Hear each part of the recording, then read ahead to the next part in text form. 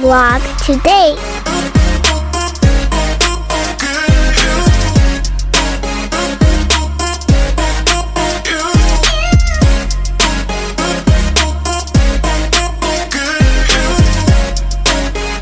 Assalamualaikum warahmatullahi wabarakatuh. Kami dari kelompok 4 Pendidikan Inklusif. Hari ini kami akan melaksanakan observasi di MIN 1 Langsa. Selamat menyaksikan. Observasi kami hari ini itu untuk mewawancarai Bapak sebagai kepala sekolah, guru, sama berinteraksi langsung sama anak ABK-nya. Tapi tadi kan kata ibunya, anak ABK-nya lagi nggak ada di sekolah karena ini lagi pesantren kilat.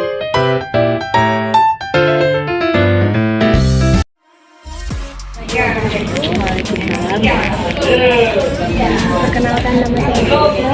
Di sini saya ingin melaporkan beberapa pertanyaan, Bu. Untuk pertanyaan yang pertama, adakah anak ABK yang berada di sekolah ini, Bu? Ya, untuk di MIN 1 Langsa ada yang masih di kelas rendah, di kelas 2 ada yang sudah tamat. Ya, sudah tamat berarti nggak dihitung lagi ya. Kalau sekarang ada berkebutuhan khususnya dalam artian ada yang secara fisik, ada juga yang dari kemampuannya telat, misalnya disleksia, ada itu ada di kelas 2 beberapa orang disleksia. Pertanyaan yang kedua, Bu, apakah ada sarana atau fasilitas di sekolah untuk anak ABK ini? Kalau secara khusus belum ada. Nah, jadi yang sekarang yang menangani itu ya wali kelasnya, guru kelasnya. Tidak ada khusus yang psikolog belum.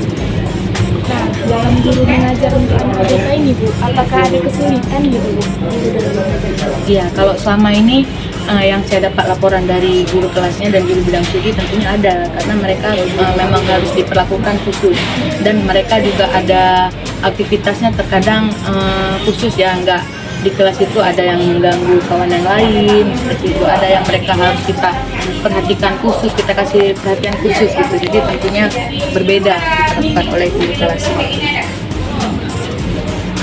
Hambatannya, Bu, ada nggak hambatan yang paling sering gitu terjadi? Kalau yang paling sering menurut laporan dari guru kelas 2 nih ada yang melaporkan, karena di kelas 2 itu rame, misalnya ada 3 orang di kelasnya seperti itu. Yang satunya yang parah sekali, jadi dia memang suka jahil, ganggu kawannya di inilah, dipukul lah, dia ganggu lah, kawannya lagi belajar, lagi serius, dia mengganggu gitu. Itu lumayan. Untuk ini kan karena semua kawan diganggu, jadi nggak kawan sebelahnya aja dia lari-lari diganggu semua, itu bisa menghambat juga kawan yang lain juga mengeluh kawan-kawannya gitu diganggu. Satu orang itu pun ada di kelas 2. Untuk ini, Bu, untuk guru ABK, untuk guru yang menghadapi siswa inklusi ini, Bu, apakah pernah ada ikut pelatihan? Kalau pelatihan inklusi belum, yang khusus pendidikan inklusi belum. Nah, untuk media, apakah sudah ada, Bu, untuk anak berkebutuhan khusus? Kalau selama ini media khusus belum, tapi guru cuma memberikan perhatian khusus untuk anak itu dalam proses KBM-nya ya. Media khusus belum. Alternatif solusi dari hambatan itu? Kalau yang tadi kan dia suka ganggu kawan, sebenarnya dia udah lapor ke saya sebagai bapak kurikulum. Saya udah memberikan solusi, misalnya coba konsultasikan dengan orang tuanya untuk membawa dia pendamping khusus. Tapi itu lagi tadi orang tua nggak mau dianggap anak itu harus didampingi, jadi dia mau kayak anak lain. Nah, jadi dia nggak mau anaknya dianggap beda, harus didampingi gitu, agak dianggap lain, sama gurunya nggak mau. Nah, jadi itu ketika saya kasih solusi nggak bisa diterapkan di kelasnya, karena itu tadi orang tuanya nggak mau gitu anaknya dianggap beda, dia merasa anaknya normal kok, nggak harus kayak gitu. Jadi di situ jadi tetap jadi hambatan itu sampai sekarang. Jadi gurunya yang kewalahan, saya gurunya. Psikolog pun nggak ada kan, biasanya di sekolah swasta ada tenaga khusus. Guru-gurunya sendiri, Bu, apakah ada yang punya pengalaman menarik tentang siswa ABK itu, Bu? Kalau dari cerita, pernah saya terima cerita ini yang kelas dulu dari kelas 1 dipegang sama Ibu Pasidah ini kan. Cerita menariknya sebenarnya berupa ini ya, ada konflik itu ternyata. Sebenarnya pertama misalnya guru ini pas udah tahu dia seperti itu, ketika ngomong sama orang tuanya kan misalnya dia diperhatikan di rumah juga, didukung belajarnya di sekolah juga biar gurunya mudah gitu di sekolah. Tapi ternyata dari kekurangan dia itu jadi konflik juga di rumahnya. Misalnya dia ternyata jatuh, padahal ternyata kekurangan dia itu disebabkan oleh orang tuanya nggak kasih tahu bahwa dia jatuhnya di tempat yang tinggi gitu kan, jatuhnya terus nggak ditangani cepat karena nggak dikasih tahu, sampai dia jadi kekurangan dia gitu, dia kayak sebelah nggak bisa nulis lagi, jadi dia udah lemah sebelah kanan, dia nulis sebelah kiri, jadi sempat dia kayak kurang lah sendiri, nulis dia kurang kali, sebenarnya dia bisa, cuman dari fisik tadi dia nggak bisa pakai lagi yang sebelah kanannya. Jadi ketika dilapor pun ke orang tua, jadi orang tuanya ternyata jadi konflik hal itu kekurangannya. Kalau cerita unik lain yang udah tamat, malah misalnya ada yang udah tamat dari sini, misalnya dia tuh anaknya suka ngoceh, dia ngobrol aja, itu yang unik gitu, yang kami semua mengalami, semua guru di sini. Jadi kita kok ketemu kita, dia ada di situ lagi duduk di luar, ketemu kita, ditegurnya semua, diajak ngomong, Bu saya tuh tadi kayak gini, dia cerita sepanjang hari di kelas juga kayak gitu. Jadi uniknya itu, tapi dia menguasai. Jadi uniknya di situ, dia cerita semua. Mungkin kalau misalnya di rumah pun dia cerita khusus atau ada aib-aib dia cerita. Pokoknya itu yang bikin uniknya terkadang ya. Kayak mana cara kita memfilternya, nasihati dia, karena dia kerjaannya ngomong aja.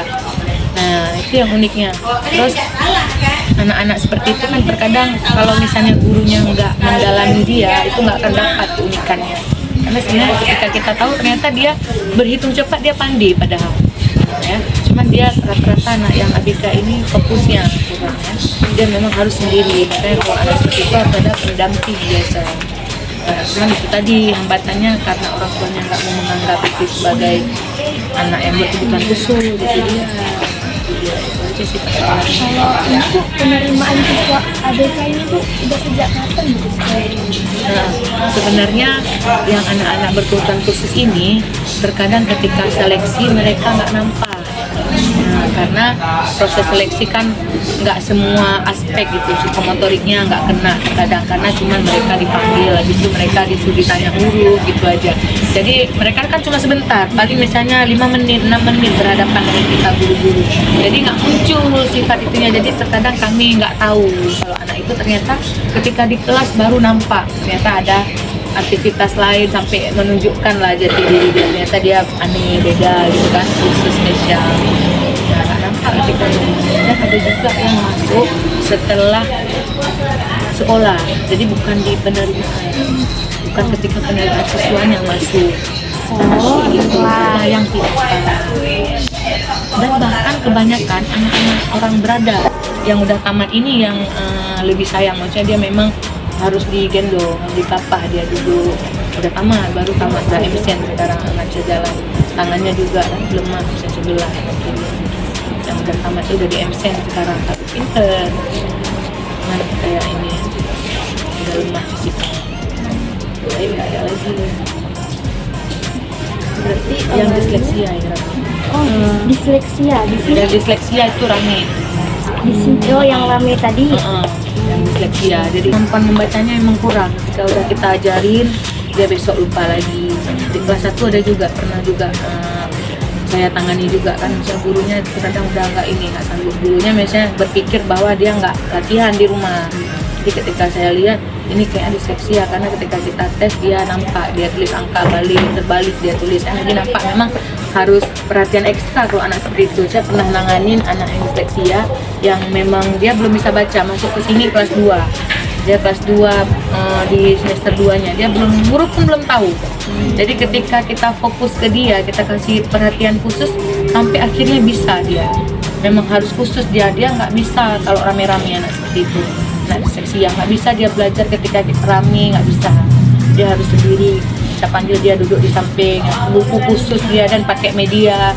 Saya sampai buat tuh media, cari itu kayak mana media. Dia kan kita cari tahu kesukaan dia apa, menggambar, ya udah hurufnya dalam gambar gitu. Metodenya. Tapi mungkin itu tadi, karena guru mungkin ada sebagian yang mau, ada yang nggak mau kan, karena kan capek buat media, beda-beda di medianya, waktu lama. Sedangkan anak lain kok di sini kan sampai satu kelas 28, 32, jadi rame. Ibu di sekolah ini Bu, anak-anak yang mengalami ABK itu anak-anak apa aja, seperti kayak ibu bilang tadi disleksia, terus itu apa-apa aja gitu yang ada di sini? Kalau yang ada di sini yang kebanyakan tadi disleksia, itu kan kebanyakan anak yang kurang harmonis dengan keluarga. Biasanya dia perhatiannya kurang mungkinnya, terus juga di rumah nggak ada diulang-ulang lagi, jadinya mungkin dia memang baru belajar huruf. Jadi kalau anak baru belajar membaca, belajar tahu huruf itu kan harus setiap hari dia ada pengulangan kan, sedangkan ini tidak, mereka cuma berharap di sekolah, jadi makin parah lah disleksianya ya kan. Ada juga yang gara-gara kemarin kan, gara-gara pandemi itu sangat pengaruh juga, makanya di kelas 2 mereka kurang, karena waktu kelas 1 kan nggak sekolah, karena sekolah di rumah, jadi di rumah dapat pengajaran khusus, jadinya di kelas 2 mereka perlu kali. Selain disleksia ada lagi? Kalau yang itu tadi yang fisiknya ya, dari fisiknya kurang itu aja, tapi kemampuan kecerdasannya tidak saya itu bagus, kecerdasannya. Fisiknya karena itu kan karena jatuh gitu dari lalu. Yang tadi yang pertama itu dari lalu. Ibu, anak-anak yang mengalami ABK ini Bu, dia itu memang dari jam pelajaran awal sampai akhir itu bisa tuh sama anak-anak iya, atau ada tulisan? Nggak ada di satu K. Oh ya, di skala kuliah ada juga, tapi anak ya dia di skala kuliah ini lebih nampak di kelas ya kelas 2-3 karena kan udah mulai dia kelas 1 mungkin masih lah sambil bermain dengan di kelas 2 kelas 3 nampak di skala kuliah. Memang susah kali ngertinya.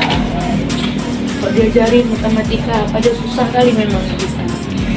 Berarti awalnya di sekolah ini memang menerima ya, gitu aja. Menerima.